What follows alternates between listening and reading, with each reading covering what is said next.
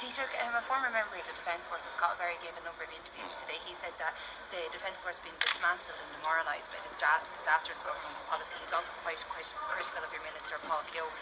Should there be a dedicated ministry? Do you have any response to his comments? And secondly, has he really been embarrassed you again?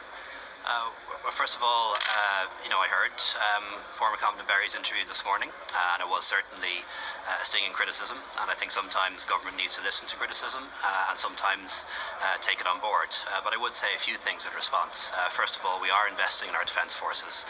An extra 50 million is going in this year, and none of it is being handed back. It's going into new vessels, new aircraft, new equipment, better barracks, and better pay and pensions for our defence forces staff. We have an agreement with the public sector unions that applies to the defence forces as well, and that provides full pay restoration for almost all staff by the end of next year, and that is being implemented. And also the Public Sector Pay Commission is looking specifically at specific issues related to defence forces allowances and conditions.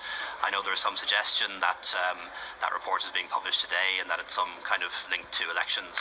That's totally not the case. The report hasn't been distributed among cabinet members as yet, won't be discussed or agreed probably for another 2 weeks at this stage. In relation to Minister Keogh, I have absolute support and absolute confidence in Minister Keogh.